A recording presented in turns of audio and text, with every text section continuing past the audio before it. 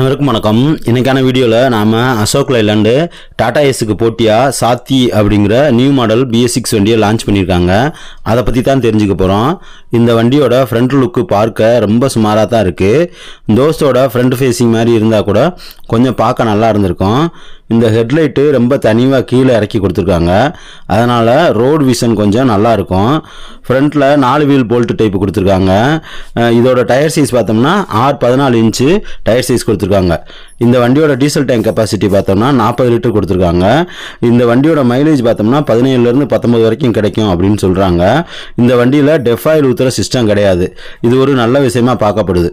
சரி, இந்த வண்டியோட என்ஜின் ஸ்பெசிஃபிகேஷன் பற்றி தெரிஞ்சுக்கலாம். 3 சிலிண்டர் உள்ள 1.5 லிட்டர் டர்போ சார்ஜர் உள்ள டீசல் என்ஜின் கொடுத்துருக்காங்க. இதோட சிசி பார்த்தோம்னா 1478 சிசி வரை வெளிப்படுத்தும் அப்படின்னு குறிப்பிடுறாங்க.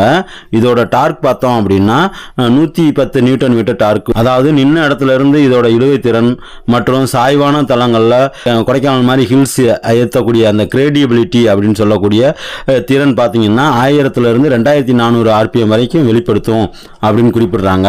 அதை தான் 110 நியூட்டன் மீட்டர் அப்படின்னு சொல்கிறோம். இதோட பவர் பார்த்தோம்னா 45 HP 3300 RPM வரை வெளிப்படுத்தும் அப்படின்னு குறிப்பிடுறாங்க. இதோட கிளச்சு பார்த்தோம் அப்படின்னா 215 mm டயா உள்ள single plate dry friction type cable type clutch கொடுத்துருக்காங்க. 5 ஃபார்வர்ட் கியரும் ஒரு ரிவர்ஸ் கியரும் உள்ள 5 ஸ்பீட் கியர் பாக்ஸ் கொடுத்துருக்காங்க. கியர் ஷிஃப்டருக்குமே நமக்கு கேபிள் டைப் தான் கொடுத்துருக்காங்க. இந்த வண்டியோட பேலோட் கெப்பாசிட்டி பார்த்தோம் அப்படின்னா 1120 கிலோகிராம் வரை ஏற்றிக்கலாம். வண்டியோட மொத்த எடை GVW அப்படின்னு சொல்லக்கூடிய கிராஸ் வெஹிக்கிள் வெயிட் பார்த்தோம்னா 2280 கிலோகிராம் வரைக்கும் இருக்கும். வண்டியோட டாப் ஸ்பீடு பார்த்தா 80 கிலோமீட்டர் ஸ்பீடு வரைக்கும் போகும். லோடு வண்டி எல்லாமே 80 கிலோமீட்டர் வரைக்கும் தான் ஸ்பீடை லாக் பண்ணியிருக்காங்க. கார்கோ பாக்ஸ்ன்னு சொல்லக்கூடிய தொட்டியோட நீளம் பார்த்தீங்க அப்படின்னா 8 அடி 2 இன்ச்சு இருக்குது. அதே மாதிரி இதோட அகலம் பார்த்தீங்கன்னா 5 அடி 3 இன்ச்சு வரைக்கும் இருக்குது. ரிவர்ஸ் பார்க்கிங் சென்சார் கொடுத்துருக்காங்க. ஃப்ரண்ட்டில் டிஸ்க் பிரேக்கும் ரியரில் ட்ரம் பிரேக்கும் கொடுத்துருக்காங்க. அதோட சேர்த்து LSPVன்னு சொல்லக்கூடிய load sensing preparative valve adjust break இருக்கிறதால வண்டியில் இருக்கிற லோடை பொறுத்து ரியர் பிரேக் வந்து நல்லாவே வேலை செய்யும் அப்படின்னு சொல்கிறாங்க. அதனால் பிரேக்கும் நல்லா இருக்கும் அப்படின்னு குறிப்பிட்றாங்க. ஃப்ரண்ட்டில் 2 பட்டையும் ரியரில் 3 பட்டையும் கொடுத்துருக்காங்க.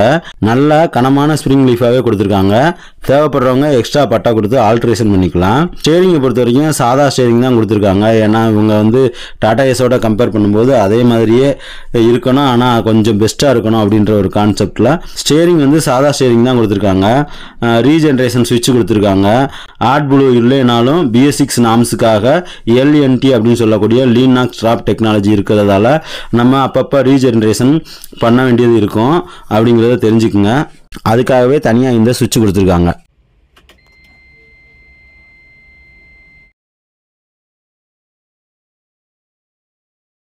இந்த வண்டிக்கு ஹைலைட்டான விஷயம் என்ன அப்படின்னு பார்த்தீங்கன்னா 5 வருஷம் வாரண்டி கொடுக்குறாங்க, அல்லது 2 லட்சம் கிலோமீட்டர் வரைக்கும் வாரண்டி கொடுக்குறாங்க. இது ரொம்ப முக்கியமான விஷயமா பார்க்கப்படுது. டாடா ஏஸோட கம்பேர் பண்ணும்போது இது வந்து ரொம்ப முக்கியமான விஷயமா பார்க்கப்படுது. வண்டியோட ஆன் ரோடு ப்ரைஸ் பார்த்தீங்கன்னா 7,50,000 வரைக்கும் இருக்கலாம் அப்படின்னு குறிப்பிட்றாங்க. விலையை பொறுத்த வரைக்கும் மாறுதலுக்கு உட்பட்டது.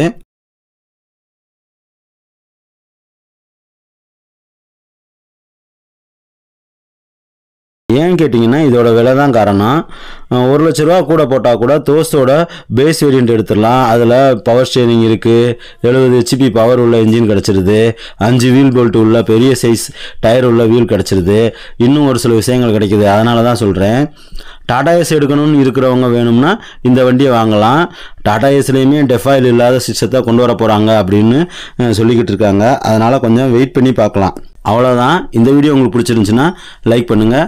மற்றவங்களும் பார்த்து தெரிஞ்சுக்கிட்டோம் அப்படின்னு நினச்சிங்கன்னா ஷேர் பண்ணுங்கள். மறக்காமல் நம்ம தமிழ் மெக்கானிக் சேனலை சப்ஸ்கிரைப் பண்ணுங்கள்.